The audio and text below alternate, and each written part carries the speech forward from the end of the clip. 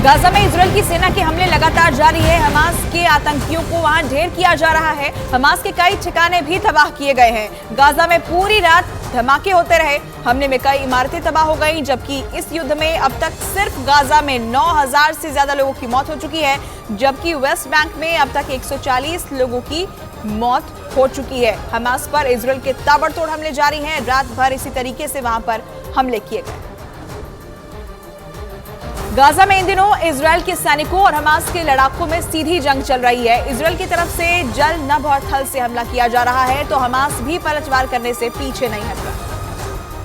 Hamas की तरफ से एक वीडियो जारी किया गया है, जिसमें उसके लड़ाके गाजा में इजरायली सैनिकों पर गोलीबारी करते दिखाई दे रहे हैं। खंडहरनुमा इमारत में हमास के लड़ाके एंटी टैंक गाइडेड मिसाइल से हमला करते हुए दिखाई दिए। हमास से जुड़े सूत्रों का दावा है कि हमास ने गाजा पट्टी में लंबे समय तक चलने वाले युद्ध की तैयारी की है और उसका मानना है कि वो अपने कट्टर दुश्मन को युद्ध में धूल भी चटा देगा। न्यूज एजेंसी रॉयटर्स के मुताबिक हमास को उम्मीद है कि उसके हजारों लड़ाके फिलिस्तीनी इलाके के नीचे बनी सुरंगों में महीनों तक जीवित रह सकते हैं और गिरिल्ला रणनीति से इजरायली सेना को टारगेट कर सकते हैं। हमास का मानना है कि इजरायल की गाजा पर घेरेबंदी खत्म करने के लिए अंतर्राष्ट्रीय दबाव बनाना भी जरूरी है।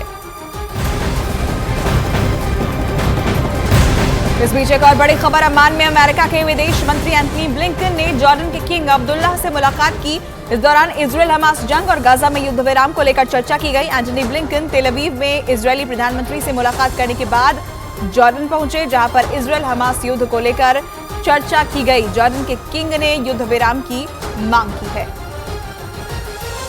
और उधर अमेरिका की राजधानी वॉशिंगटन डीसी में फिलिस्तीन समर्थकों ने प्रदर्शन किया। गाजा में युद्ध विराम की मांग करते हुए हजारों लोग यहां पर इकट्ठा हुए। वहां से जो वीडियो सामने आया उसमें लोग फिलिस्तीनी झंडे लहराते हुए नजर आए, जबकि प्रदर्शन में शामिल लोग फ्री फिलिस्तीन के नारे भी लगा रहे थे और गाजा में हवाई हमलों में मारे गए लोगों के लिए न्याय की मांग कर रहे थे। प्रदर्शनकारियों ने अमेरिकी राष्ट्रपति जो बाइडेन से युद्ध विराम की अपील करने और इजरायल की सेना का फंड बंद करने की भी मांग की।